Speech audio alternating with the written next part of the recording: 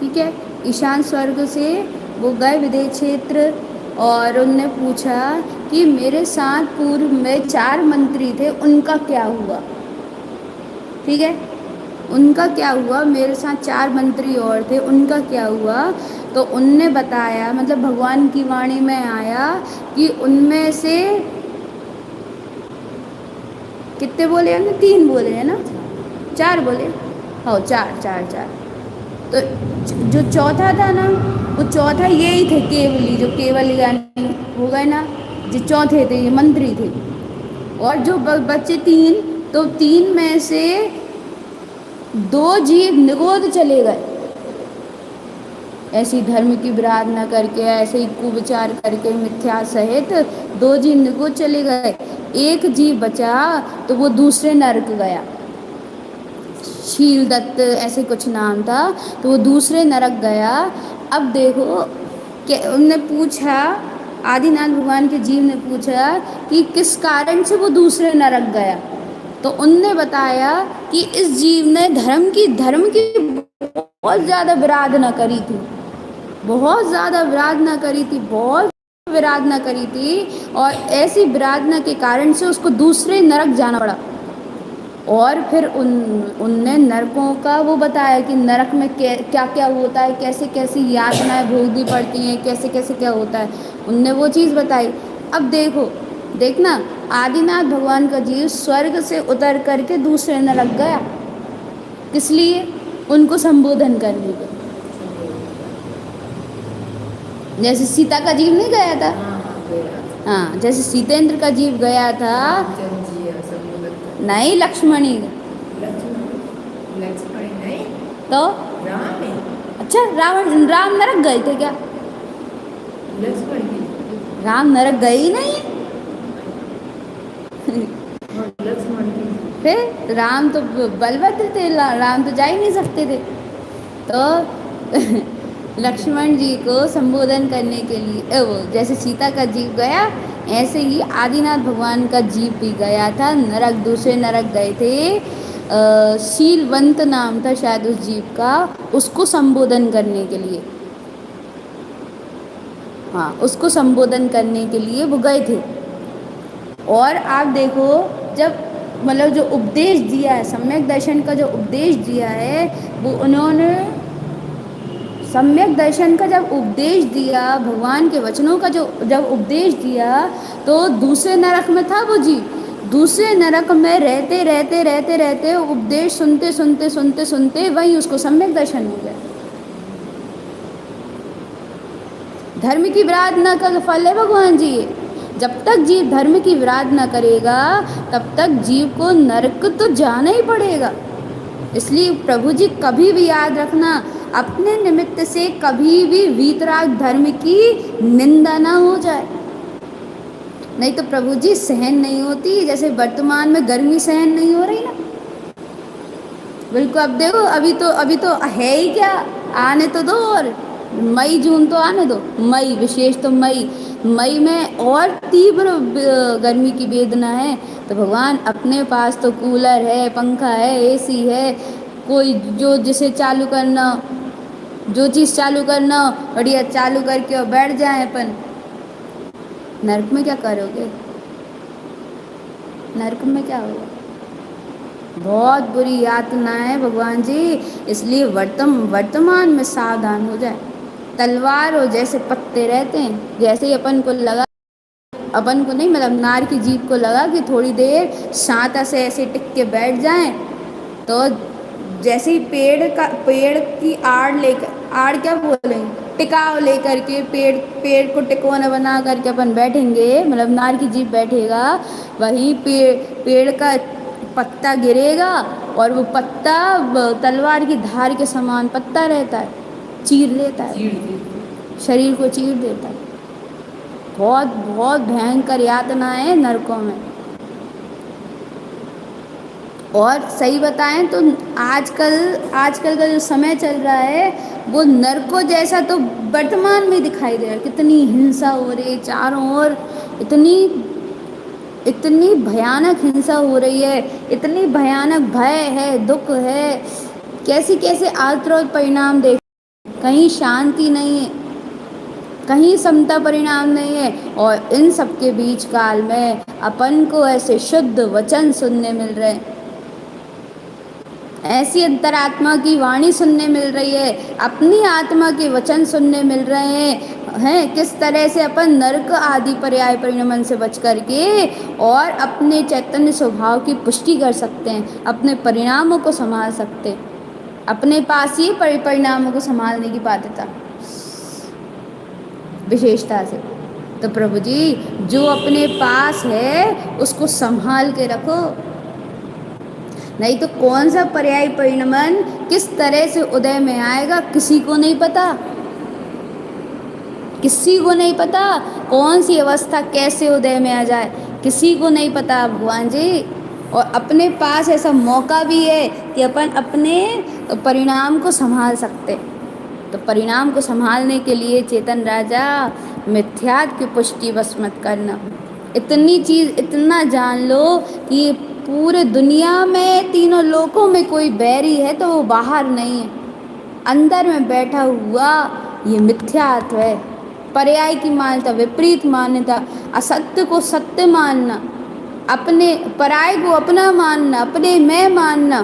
भैया तो ये सब जो दिखाई दे रहा है घर द्वार दुकान मकान ये सब कुछ छोड़ छाड़ दें क्या?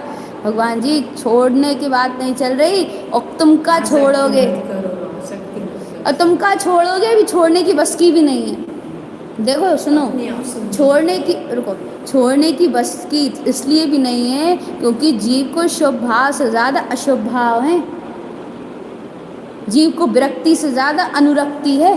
पर्यायों में अनुरक्ति आसक्ति, आसक्ति है, तीव्रतम आसक्ति है जीव को। और तीव्रतम आसक्ति में उससे कह दो कि भैया तेज गर्मी पड़ रही है थोड़ा पंखा बंद कर दें क्या? अरे नहीं नहीं नहीं नहीं हम कैसे सहन करें, कैसे सहन करें। जर्रा सी सहन शक्ति नहीं है वर्तमान में। कोई दो बात सुना नहीं सकता, कोई दो बात बता नहीं सकता कि भैया ऐसा नहीं ऐसा कर लो, नहीं कह सकता क्योंकि आज का जो समय है वो अपनी मनमानी में जीने का समय है। और सोचो आप ऐसी मनमानी के समय में जिनवाणी का मिलना, वो तो ऐसा ही हिसाब है कि उतनी तीव्र नरक की वेदना में कोई जीव ऐसा आ जाए जो सम्यक दर्शन की महिमा बता जाए। कोई ऐसा बिरला बिरला नरकों में, नरकों की बात चल कर रहे हैं, नरकों में भी बिल्कुल बिरला इक्का दुक्का % ऐसा हो पाता है कि कोई जीव स्वर्ग से उतर करके और सम्यक दर्शन कराने में निमित्त बन जाए। और एक और बात सुनो, सम्यक दर्शन कराने में निमित्त वो बन रहा है जिनका आपसी निमित्त नैमित्तिक संबंध है। पहला पॉइंट ध्यान से सुनना भगवान जी सब लोग, नरकों में भी संबोधन उसे मिल सकता है जिनका आपसी निमित्त नैमित्तिक संबंध हो, पहला पॉइंट।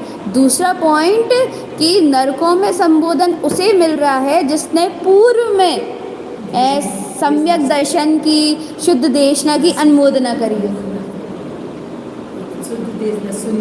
हाँ, जैसे देखो गुरु महाराज के समय में अपन थे, अच्छे समझना, सदगुरुदेव के समकालीन में अपन थे, लेकिन अपन ने क्या किया? गुरु महाराज की रत्नात्रय की अतीन्द्रिय आनंद की अनुमोदना भी करके आए, लेकिन अपन ने अपनी आसक्ति नहीं छोड़ी, आसक्ति भी नहीं छोड़ी, मिथ्या मान्यता भी नहीं छोड़ी। जब गुरु महाराज के मतलब जब गुरुदेव थे तो उनके सामने तो बड़ी अपन ठीक रहे, गुरु महाराज के जाते सही अपन बिगड़ गए होंगे। बिगड़ने का मतलब कि और आसक्ति अपन ने लाद ली होगी, उसके कारण से फल क्या मिला? अपन 550 वर्ष तक त्रियंश पर्याय में भटकते रहे, त्रियंश पर्याय में भटकते रहे। लेकिन भगवान जी पूर्व की अनुमोदना, पूर्व का सहकार ऐसे ही काम करता है। किया कि नहीं काम? किया कि नहीं काम? दोबारा से अपन को सदगुरुदेव का सानिध्य मिला। ऐसे ही किसी नार की जीव को दोबारा से ऐसा सानिध्य मिल रहा है, सम्यक दर्शन की वार्तालाप मिल रही है, और ऐसे मिल ही नहीं रही है। देखो उस जीवात्मा को ऐसा संबोधन मिला कि उसने नरक में आत्मानुभूति कर ली, नरक में शुद्धात्मा अनुभूति को पा गया। ए चेतन, अपन तो मनुष्य का जन्म में है, उत्तम कुल उत्तम पंथ सब हर जगह से सुयोग है, उसके बाद भी कैसा प्रमाद है ये, उसके बाद भी ये कैसी कुदृष्टि है, कैसी विपरीत दृष्टि है, कैसा वो निदान बांधा है अपने जीव ने कि इतना सब कुछ सुनने समझने मिल रहा है। 14 ग्रंथाधिराज जो ज्ञान का अथाह अनंत समुदाय है, अपन को ऐसे 14 ग्रंथों का सानिध्य मिला, जिनवाणी की शरण मिल रही है, लेकिन उसके बाद भी देखो हुई आत्मानुभूति, जीवन चला भगवान, जीवन चला, और किसका कौन सा कब और कितना है किसी को नहीं पता। इसलिए प्रभु संभालो अपने आप को, परिणाम मत बिगड़ने दो, और परिणाम यदि बिगड़ रहे हैं तो भगवान जी गति बिगड़ेगी। और एक बात और सुनो, अब भी पहले शुरुआत में भी बोला था, परिणाम संभलते हैं सम्यक के कारण से, ऐसा समझो, इस तरह से समझो, सम्यक के कारण से परिणाम संभलते हैं, सही मायनों में, सही मात्रा में सम्यक के कारण से, मतलब जब जीव की मति सम्यक हो जाती है, जब जीव की मति सच्ची होने लगती है, उसके कारण से आसक्ति नहीं विरक्ति आती है। और जिस जीवात्मा को विरक्ति आ रही है ना, सम्यक के कारण से, जिसके जीवन में विरक्ति है, वो इन नीच पर्यायों में जाएगा ही नहीं, अनंत दुख अनंत यातना नहीं भोगेगा। अरे बहुत भयानक दुख हैं भैया, बहुत बहुत विचित्र अजीब टाइप के दुख हैं जो अपन अभी नहीं सुनने में आता किसी। आजकल तो देखो कितनी हिंसा की भी चरम सीमा, देखो हाथ पैर ही कट रहे हैं, गला ही कट रहा है, इंसान को छोड़ ही नहीं रहा, इतनी बुरी वो चल रही है आज का जो समय चल रहा है, वो भी नरक से कम नहीं है। तो इतनी सी बात ध्यान रखें अपन, धर्म की विराधना ना हो, आत्रोध परिणाम ना हो, या बिल्कुल संभाल हो, उनमें किसी के भी प्रति बुरे भाव या दुर्भावना ना हो, हर किसी के लिए सद्भावना। सामने वाला अपने प्रति बुरी भावना रख रहा है तो भी उसके प्रति सद्भावना रखो, सबके प्रति सद्भावना रखो, सुखी रहें सब जीव जगत के। और नारकियों में कुअवधि ज्ञान होता है, कुअवधि ज्ञान के कारण से वो आपस में भिड़ाते हैं कि इनने तुम्हारे पूर्व में ऐसा किया था तो अब तुम ऐसा करो, भिड़ाते हैं, असुर भिड़ावे दुष्ट प्रचंड, भिड़ाते हैं भगवान जी। और क्या साधन चाहिए, अच्छा घर है, अच्छे रह रहे हो, अच्छे से बढ़िया भोजन पानी चल रहा है, अच्छे से दुकानदारी चल रही है, तो ये है कि किसी की कमाई कम हो रही, किसी की कमाई ज़्यादा हो रही है, कम से कम आसक्त तो मत हो धन के पीछे, परिवार पुत्र परिवार के पीछे, दुकान मकान के पीछे। तुम धर्म को क्यों वो कर देते हो चेतन, धर्म की विराधना क्यों कर देते हो? अकेला है जीव, अकेला है, किसके लिए कमाओगे, किसके लिए कमा रहा है? जैसे मान लो कोई कमा रहा है तो वो कहेगा तो यही कि भाई हम तो अपने परिवार के लिए कमा रहे हैं। ये कथन है, सिर्फ औपचारिक कथन है कि हम अपने परिवार को अच्छा सब कुछ देने के लिए कमा रहे हैं, परिवार के लिए कर रहे हैं, खुद के लिए कर रहा है वो, खुद के लिए कर रहा है वो। हर व्यक्ति खुद के लिए करता है, खुद की इच्छा के लिए करता है, खुद के मन के रस के लिए करता है। ये बात समझ लो, अपन समझ लें इस बात को, तो ऐसा नहीं होगा कि बाहर में अपन कठोर हो जाएं, लेकिन संभल जाएं, आसक्ति नहीं होगी। बस इतना ध्यान रखो प्रभु, प्रमाद नहीं होगा और आसक्ति नहीं होगी, इन दोनों परिणामों में ढिला सजाएगी। और तीसरा पॉइंट, अपने शुद्धात्म स्वभाव के प्रति ऐसा लगेगा कि हाँ भैया यही सगा है, सगापन लगने लगेगा।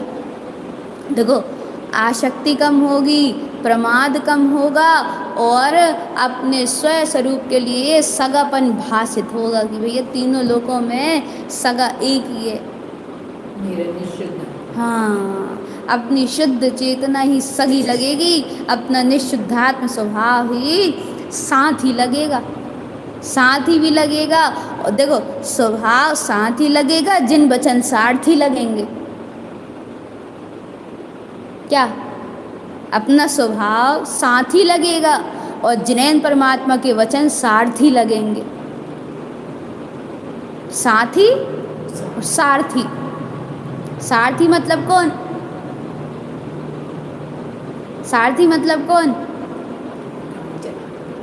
जो जो जो सारथी मतलब, देखो, सारथी सब गाड़ी चलाने वाला नहीं होता। सारथी मतलब जो सही रास्ता बताए। जैसे कृष्ण थे अर्जुन के लिए सही रास्ता बताने वाले, सही रास्ता बताने वाले। हाँ, रहता तो नहीं है। देखो, संसारी जीव अपन भी हैं। देखो, आपने जो प्रश्न किया है उसका उत्तर ऐसा है कि प्रत्येक संसारी जीव ही तो मुक्त होता है। संसार से निकलना ही तो मुक्ति है। संसार के परिणाम के बीच काल में भी धर्म ध्यान का एक बीजारोपण उत्पन्न किया जाता है। देखो, आर्त ध्यान चल रहा है, रौद्र ध्यान चल रहा है, और मान लो, ध्यान से सुनना, ऐसा भी नहीं कि आर्त और रौद्र ध्यान हमेशा एक सी मात्रा में चलते हैं, मंद भी होते हैं। हमेशा हमेशा इनका लेवल बड़ा नहीं होता, मंद भी होते, ये अकेले तीव्र नहीं होते, मंद भी होते। और जब ये मंद हो रहे हैं तब अपने निशुद्धात्म स्वभाव का के श्रद्धांश सहित बढ़िया हथौड़ी पटकते चले जाओ। जब जब भी कषाय की धारा मंद हो तब तब तब तब अपने शुद्धात्म स्वभाव की सत्यता की हथौड़ा पटकते जाओ। अंदर ही अंदर की स्वभाव सत्य है, आत रोत परिणाम सत्य नहीं है। स्वभाव सत्य है, स्वभाव सत्य है, स्वभाव सत्य है, स्वभाव सत्य है, स्वभाव सत्य है। और आत और रौद्र, आर्त परिणाम जाता है 6वें गुण स्थान तक, रौद्र परिणाम जाते हैं 5वें गुण स्थान तक। इनके ऊपर न आर्त ध्यान है न रौद्र ध्यान है। यदि यदि यदि यदि कोई रत्नात्रयधारी वीतरागी है, तो कोई ज्ञान मार्ग वीतराग मार्ग के अनुसार चल रहा है, तो यदि वो मुनि अवस्था को प्राप्त होगा तो उसके पास न आर्त ध्यान होगा न रौद्र ध्यान होगा, उसके पास सिर्फ धर्म ध्यान होगा, शुक्ल ध्यान होगा। तो अब भैया प्रश्न ये है कि हमें तो आर्त परिणाम भी चलते हैं और रौद्र परिणाम भी चलते हैं, तो प्रभु जी यही तो बात है, अपन को अपने आप को कैसे संभालना है। जैसे मान लो कि कोई तकलीफ दे रहा है, पीड़ा चिंतवन, अब हम लगे उसी पीड़ा को घिसने में।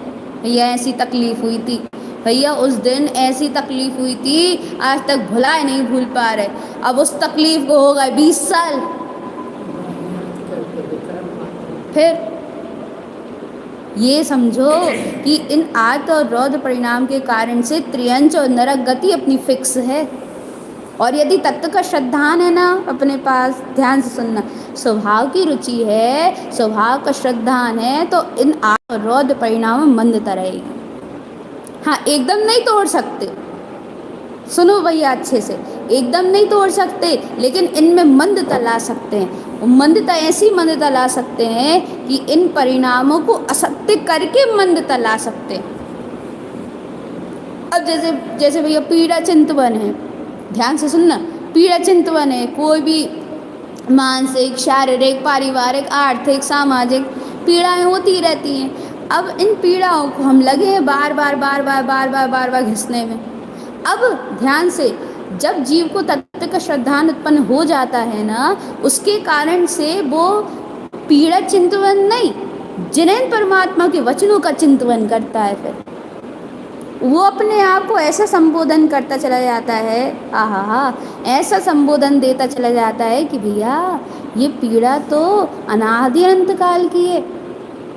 और अनादि अनंत काल की इसलिए है क्योंकि तुम पीड़ा का चिंतवन कर रहे हो, तुम जो गुजर चुका है परिणमन उसका चिंतवन करते रहते हो, इसलिए दुखी होते रहते हो। तुम कुबुद्धि चलाते रहते हो, इसलिए तुम दुखी होते रहते हो। हे चेतन, कुबुद्धि नहीं सुबुद्धि का सहारा लो, जिन वचनों का सहारा, ये स्व संबोधन हुआ, समझ गए ना सब लोग। ये संबोधन हुआ। स्व संबोधन के कारण से ध्यान से सुनना प्रभु, इष्ट वियोग, अनिष्ट संयोग, पीड़ा चिंतन और निदान बंद, ये क्या हो गए? 4 आर्त ध्यान हो गए, है ना। अब ये 4 आर्त ध्यान में ध्यान से सुनना, यदि अपने शुद्धात्म स्वभाव का चिंतन मिल जाए, प्रभु ध्यान से सुनना, अपने शुद्धात्मिक स्वभाव का यदि चिंतन है, श्रद्धान सहित चिंतन है, जिनेंद्र परमात्मा के वचनों का अविरल धारा से विचार है, जिन वचनों के प्रति समर्पण भाव है, तो इष्ट कौन लगेगा? ध्रुव स्वभाव। इष्ट कौन लगेगा? अपनी स्वसत्ता, और अपने इष्ट का कभी वियोग नहीं हो सकता। अब बताओ कहाँ गया आर्त ध्यान? आर्त ध्यान धर्म ध्यान में बदल गया, है ना। आर्त ध्यान धर्म ध्यान में बदल गया। अरे कहाँ इष्ट वियोग भैया, ये चले गए तो, वे चले गए तो, वो चले गए तो, घर चला गया तो, दुकान चली गई तो, पुत्र परिवार चले गए तो, भैया इनके चले गए तो चले गए। अरे नहीं, इनमें इष्टता की मान्यता दे के रखी है ना।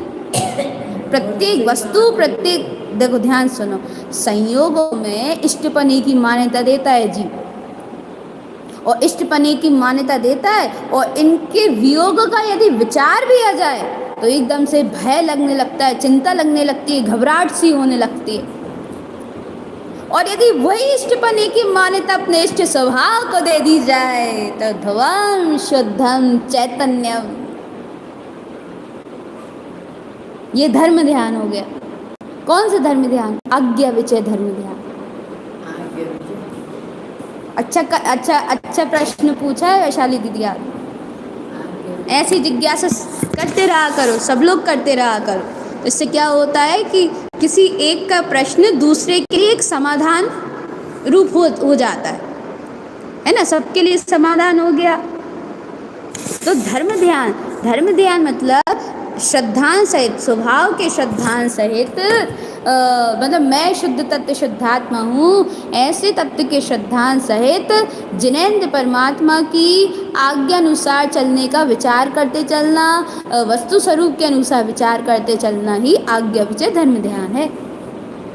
अपनी भूमिका अनुसार जिन आज्ञा में चलना है, और जहाँ जीव जिन आज्ञा में चलेगा वहाँ आर्त ध्यान भी क्रश होगा, और धीरे धीरे करके रौद्र ध्यान भी क्रश होगा। पहले रौद्र ध्यान जाएगा, हिंसानंदी, मृषानंदी, चौर्यानंदी और परिग्रह नंदी, ये रौद्र ध्यान चले जाएंगे। हिंसानंदी, भैया हम नहीं करते हिंसा, क्यों चेतन? आत्महिंसा नहीं हो रही, पल पल हो रही है आत्महिंसा तो। हाँ, द्रव्य हिंसा नहीं करते, और द्रव्य हिंसा भी अच्छा कहाँ नहीं हो रही है। गर्मी लग रही है तो पंखा चल रहा है, कूलर चल रहा है, एसी चल रहा है, तो द्रव्य हिंसा हो रही है। भूख लग रही है, भोजन बना रहे हो तो अग्नि का इस्तेमाल हो रहा है, द्रव्य हिंसा हो रही है। चल रहे अपन जमीन में चल रहे हैं तो द्रव्य हिंसा हो रही है। भगवान जी छयों काय के जीवों के प्रति हिंसा तो हो रही है, द्रव्य हिंसा भी हो रही है, भाव हिंसा भी हो रही है, और आत्म हिंसा तो हो ही रही है। लेकिन यदि हे चेतन राजा अपने आप को जिनेंद्र परमात्मा के वचनों से जोड़ लो तो इनमें क्या होता है, भूमिका के अनुसार प्रमाण हो जाता है, संकुचित होते चले जाते हैं। भूमिका अनुसार अपन को पता चलता है कि क्या कितना कैसे इस्तेमाल करना है। और एक बात और सुनो, जैसे तीव्र सर्दी या तीव्र गर्मी लग रही है, वो उतने ही अशुभ कषाय को बढ़ा रहा है। जैसे मान लो, एक और उदाहरण देते हैं, देखना सुनो। जैसे मान लो कि इतनी गर्मी है नहीं, भैया बहुत गर्मी लग रही है, भैया बहुत गर्मी लग रही है, बहुत गर्मी है, बहुत गर्मी है। अब बुद्धिपूर्वक अपन क्या बढ़ा रहे हैं? उसी की आसक्ति तो बढ़ा रहे हैं। भैया बहुत गर्मी है, पंखा चलाओ, मतलब ऐसे बुद्धिपूर्वक बेचैन हुए जा रहे हैं। इतनी लग भी नहीं रही है, उसके बाद ये बुद्धिपूर्वक बेचैन हुए जा रहे हैं। ये क्या है भगवान? बुद्धिपूर्वक द्रव्य हिंसा की अनुमोदना कि भैया पंखा चला जल्दी से। यह समझ में आ रही है ना बात? जितनी ज़रूरत हो उतना इस्तेमाल करो, जितनी आवश्यकता लग रही हो उतना इस्तेमाल करो। और यदि सहन हो सकती, कोई भी तकलीफ सहन हो सकती है तो कर लो सहन। लेकिन यदि उसका मतलब उस सहन को यदि ऐसा लगे कि भैया हिंसा करनी पड़ेगी या चोरी चोरी तो खैर ठीक है, होती नहीं है, या कोई पापाचार करने पड़ेंगे तो भैया वहीं रुक जाओ, झूठ बोलना पड़े तो वहीं रुक जाओ। तो आगे समझ में भैया, आर्त ध्यान और रौद्र ध्यान के बीच काल में ही धर्म ध्यान का अंकुरण होता है, और धर्म ध्यान का जब अंकुरण होता है तभी आर्त और रौद्र ध्यान छटते हैं। और जब धर्म ध्यान का अंकुरण विकसित होता चला जाता है, बढ़ता चला जाता है, तो ये आर्त रौद्र ध्यान और क्रश होते चले जाते हैं, और इतने क्रश होते चले जाते हैं कि यहाँ सम्यक दर्शन ज्ञान की जागृति होकर के, मतलब जागृति होती चली जाती है, सम्यक होते चले जाते हैं, और वहाँ से मिथ्या दर्शन मिथ्या ज्ञान टूटते चले जाते हैं, और जीव की तैयारी होती फिर महाव्रत की। और महाव्रत की तैयारी मतलब फिर धर्म ध्यान नहीं, शुक्ल ध्यान की तैयारी है। शुक्ल ध्यान की प्रकटता है, सातवें गुण स्थान से शुक्ल ध्यान की प्रारंभिकता है भगवान जी। तो ये पूरी तैयारी ऐसे ही होती है। हाँ, ये बिल्कुल सही है कि अभी ना अपना आर्त ध्यान छूटेगा ना रौद्र ध्यान छूटेगा, लेकिन भगवान जी धर्म ध्यान का अंकुरण तो हो सकता है। नहीं छूट रहा, नहीं छूट रहा भैया। अच्छा एक बात बताओ, जैसे कि भैया हम कहीं बाहर नहीं जा पाते, कि मन तो होता है कि 2-4 दिन तीर्थ क्षेत्र में रहने का, लेकिन हम नहीं जा पाते, तो भैया नहीं जा पाते का विकल्प कितना करोगे? घर में हो, घर के पास चैत्यालय है, घर में हो तो घर में रह करके ही अपनी साधना कर लो जितनी हो पा रही है। लेकिन विकल्प किस चीज़ का करेंगे हम उधर नहीं जा पा रहे, हम उधर नहीं जा पा रहे, हम ऐसा नहीं कर पा रहे, वैसा नहीं कर पा रहे। प्रभु जी, इनके विकल्प से कुछ नहीं होने वाला। अपने दिमाग में टेंशन और भर लेंगे अपन। टेंशन मत भरो, निश्चिंत रहो। जिनैन परमात्मा के वचनों की शरण ली है चेतन, अपने शुद्धात्म स्वभाव की शरण ली है भवी। शुद्धात्म स्वभाव की शरण लेने वाला जीव निश्चिंत रहता है। यदि विश्वास हो तो निश्चिंत रहो। बस धर्म ध्यान पे दृष्टि दो, धर्म ध्यान को बढ़ाओ, और धर्म ध्यान में जिनेंद्र परमात्मा की आज्ञा अनुसार चलेंगे। बस जिनेंद्र परमात्मा ने जो कहा है उनके वचनानुसार चलेंगे, उनके वचनानुसार रहेंगे, उनके वचनानुसार सब करेंगे। ऐसा करके तो देखो, ऐसा करके तो देखो, आज्ञा विचय धर्म ध्यान की वृद्धि करेंगे। आ रही समझ में?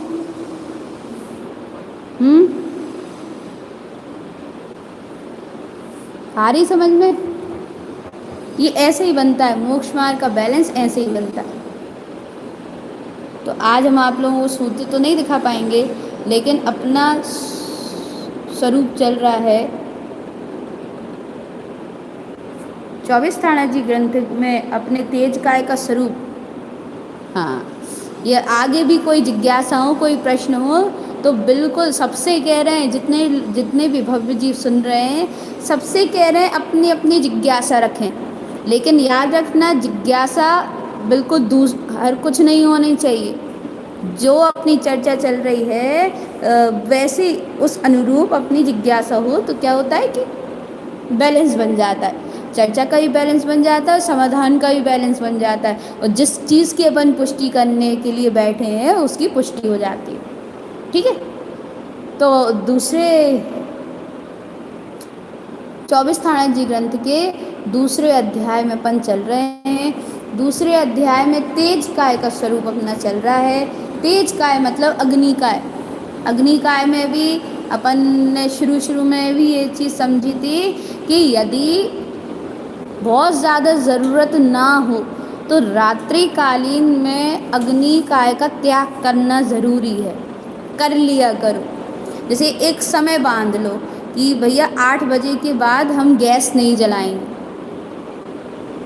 हीटर नहीं जलाएंगे ठंडों में, इतने बजे के बाद हीटर नहीं जलाएंगे, इतने बजे के बाद गैस नहीं जलाएंगे, माचिस नहीं जलाएंगे, या कोई भी अग्निकाय की जो जो भी निमित्त हैं, लाइट वगैरह हैं, तो इतने इतने समय के प्रमाण में, या जैसे मान लो कि एक रूम में हैं आप, जिस रूम में हैं उस रूम में पंखा चल रहा है, कूलर चल रहा है, अब हम वो रूम छोड़ करके दूसरे रूम में चले गए और जिस रूम का पंखा या वो चल रहा था वो चल ही रहा है, तो इससे क्या होता है कि अग्निकाय, वायुकाय आदि आदि जीवों की विराधना होती है। तो इतना भी ध्यान रखें कि अपने निमित्त से किसी जीव की विराधना ज़्यादा ना हो। देखो अभी होगी तो, लेकिन क्षमा भाव सहित चालू करें। तो तेज काय का अपना स्वरूप चल रहा है। तेज काय के स्वरूप में, तेज काय की पर्याय में ये जीव जाता किस लिए है?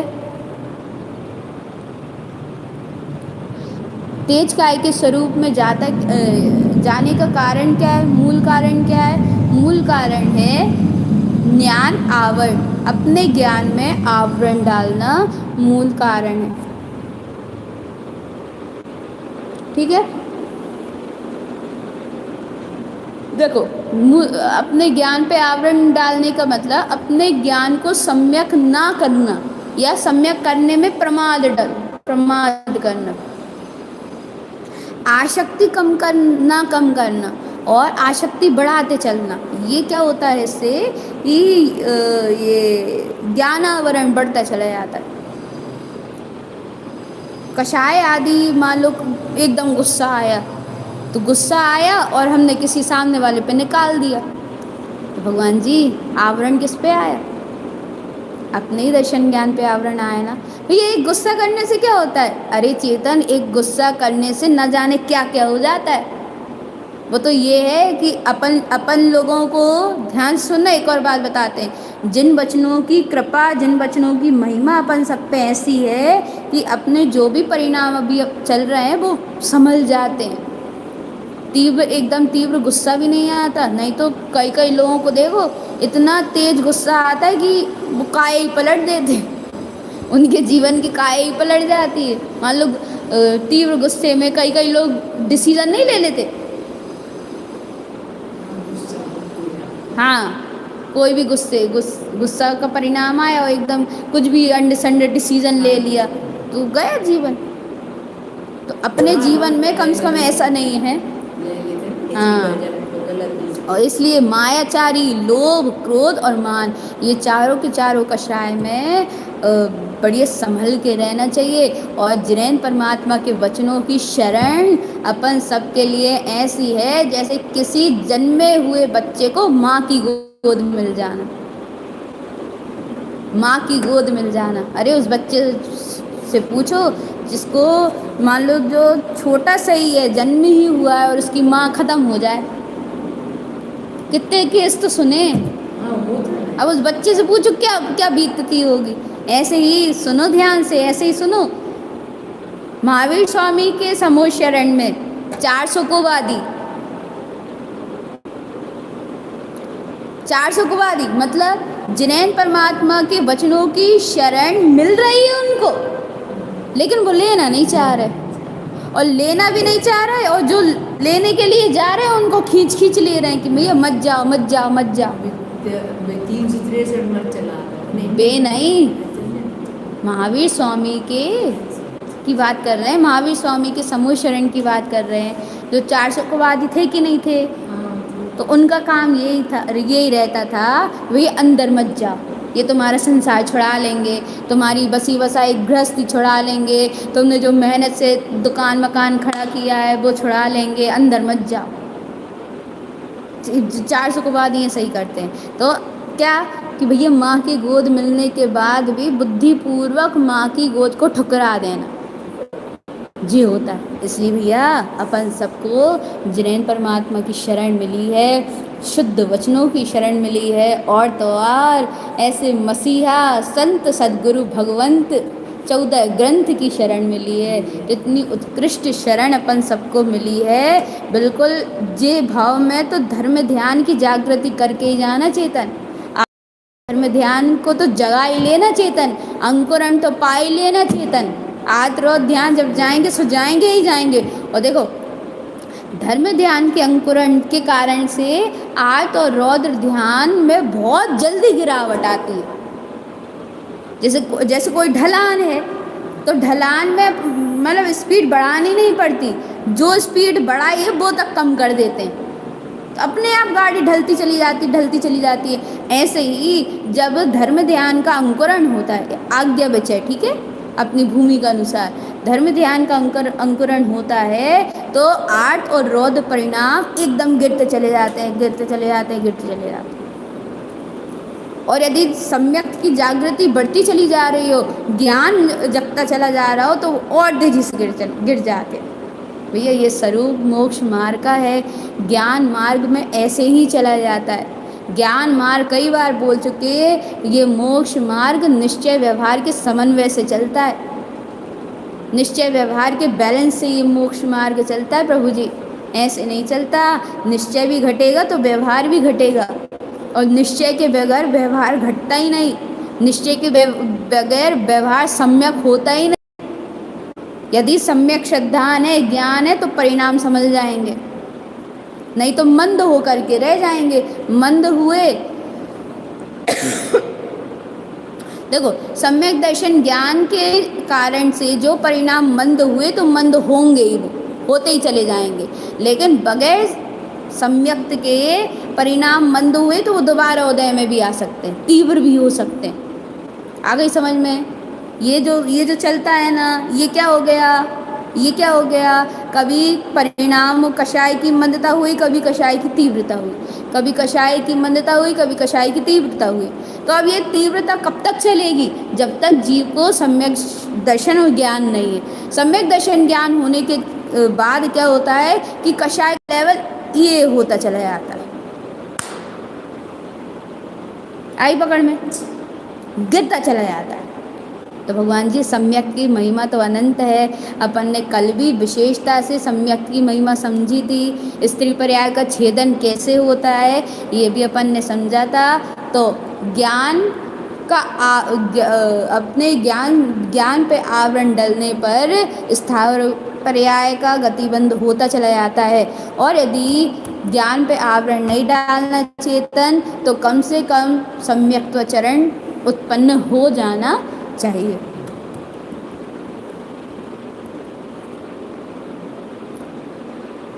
एक मिनट और ले रहे हैं, फिर अपनी चर्चा पूर्ण हो जाएगी। क्रांति की बात चल ही रही थी। सम्यक की क्रांति, ज्ञान की क्रांति, ये सम्यक ज्ञान की क्रांति यहाँ सदगुरुदेव बता रहे हैं। और अपना चल रहा था सूत्र रमण आयरन फास अस्फटिक अन्यानविली, अर्थात जैसे स्फटिक मणि को कितनी चीज़ों से दबा लो, ढांक दो, उसका प्रकाश, उसकी चमक ढक नहीं सकती। ऐसे ही जब ज्ञान का प्रकाश उत्पन्न होता है, स्फटिक मणि समान ज्ञान चमक जाता है, तो सारी की सारी अज्ञान धाराएं विला जाती हैं। प्रकाश जहाँ होगा अंधकार विलाएगा ही विलाएगा। तो भगवान जी अंधकार को विलाने के लिए अंधकार पे दृष्टि नहीं दी जाएगी, प्रकाश पे दृष्टि दी जाएगी। और प्रकाश अपना शुद्ध चैतन्य स्वभाव है। अपने शुद्ध चैतन्य स्वभाव पे अपन दृष्टि देते चलें, शुद्ध चैतन्य स्वभाव की पुष्टि करते चलें, और किसी भी तरह से नरक आदि गतियों में जाने की जो धारा है वो धारा बुद्धिपूर्वक ना बढ़ाएं, नहीं तो भैया बहुत यातना है, बहुत वेदना है। सत्य कह रहे हैं। ये शब्द, ये भाषा वर्गना भी एक तरह से रुक जाती है जब नरकों का वर्णन होता है। तब बहुत वेदना है, बहुत तकलीफ है नरकों में। अरे दिन क्या रात क्या, हालांकि वहाँ तो दिन ही नहीं है, वहाँ दिन थोड़ी होता है, अंधेरा, खुप अंधेरा। अंधेरे में ये काम होत रहे थे सब। हाँ हमने एक ना, हाँ सुनी थी, पढ़ी थी रे, सिद्धि थी काम किया तो छोड़ रही मैं तो वो जी। हाँ, तो इतना खुप अंधेरा होता है वहाँ। और मतलब समझ लो चैन की सांस है ही नहीं वहाँ। और सीधी बात है, जब शुभ लेशिया ही नहीं है, जन्म भी बहुत किसी ऊपर की से शुभ पड़ सकते लेशिया नहीं हैं। है, जन्म भी बहुत ऊपर से गिरा आते भाई तुम कहना है योजनों ऊपर से। हैं। अब एक योजन की लंबाई बताओ कितनी है, कितने 1.5 या 2 किलोमीटर है एक योजन, या शायद और ज़्यादा भी हो सकती है। इस चीज़ का हम और क्लियर करेंगे। यदि आप लोगों को किसी को पता है तो आप लोग बता सकते हो कि एक योजन की लंबाई मतलब ऊंचाई कहना चाहिए, ऊंचाई नहीं लंबाई, लंबाई कितने किलोमीटर की होती है। यदि आप लोगों को पता हो तो आप लोग यहाँ पे बता सकते हो, नहीं तो हम फिर बताएंगे बाद में। शायद 1.5-2 किलोमीटर होती है एक योजन। तो ऐसे पता नहीं कितने योजन उसमें लिखा है, इस चीज़ में लिखा है, किसी चीज़ में लिखा है, पढ़ा तो था। तो उसमें बताया है कि जब वो गिरता है ऑन द, ये सिर के बल तो गिरता ही है, और सिर के बल गिरता है और अधो, मतलब अधो हो रहा है ना, ऊर्ध नहीं जा रहा, वो अधो जा रहा है। तो अधो जा रहा है तो सिर के बल गिरता है, ऐसे सिर मुड़ जाता है, तो सिर मुड़ जाता है और वो इतने योजनों ऊपर पहले जंप करेगा, फिर गिरेगा, फिर जंप करेगा योजनों ऊपर, फिर गिरेगा, फिर जंप करेगा, ऐसे 3-4 बार करके फिर रह पाता है। नीचे शांत। हाँ, बहुत भयानक वेदना है, बहुत तीव्रतम वेदना है चेतन राजा। और ऐसी ऐसी यातनाओं से अपन निकल के आए हैं, अब निकल के आए हैं तो निकल ही जाओ, रुकने का काम नहीं है चेतन, निकल ही लो पतली गैल से। लक्ष्य को उसकी गैल है, पल में पहुँचे जाए। तो भैया लक्ष्य, अपने लक्ष्य को सम्यक करते चलें, जिनेंद्र परमात्मा की आज्ञा को शिरोधार्य करते चलें, जिनेंद्र परमात्मा की आज्ञा अनुसार चलने का अपन सबके अंदर में संकल्प भी हो, भावना भी हो, और तद्रूप थोड़ा थोड़ा आचरण भी हो। यही आज्ञा आचार्य श्रीमद् जिन तारण तरण स्वामी जी भगवान की हम समस्त भव्य आत्माओं के लिए शुद्ध में शुद्ध जिन देशनाएँ। बोलिए आचार्य प्रवर सद्गुरु व श्रीमद् जिन तारण तरण स्वामी जी भगवान की जय हो, जय हो, जय हो। शुद्ध जिन देशना की जय हो, जय हो। श्री 24 थाना जी ग्रंथ राज की जय हो, जय हो। मेरे ज्ञान विज्ञान में शुद्ध शाश्वत ध्रुव स्वभाव की जय हो, जय हो। जय नमोस्तु तत्वचनंद आनंदिमो चियनिनंद सहाउ परम तत्पद विंद पौ नमियो सिद्ध स्वभाव गुरु वेसी गुप्त रुई गुप्त ज्ञान सहकार तारण तरण समर्थ मुनि गुरु संसार निवार धम जो तौ जिनवर हम अर्थ तीर्थ जो भय विनाश भव जो मुनहु ममल ज्ञान पर लोक देव को गुरु को धर्म को शास्त्री को बारंबार नमस्कार। वंदे श्री गुरु तारणम, वंदे श्री गुरु तारणम, वंदे श्री गुरु तारणम। सभी से जय जिनेंद्र, जय तारण तरण उत्तम क्षमा। वैशाली दीदी, रुचि, मीना ताई जी, पारुल दीदी, अनीता दीदी, बिजवाला बुआ जी, सुनीता दीदी, वंदना दीदी, शिखा बड़ी मम्मी, पुष्पलता बुआ जी, जूना जी, कौन है, चंद्रकांता बुआ जी, बाकी सभी भव्य आत्माओं से जय जिनेंद्र, जय तारण तरण उत्तम क्षमा।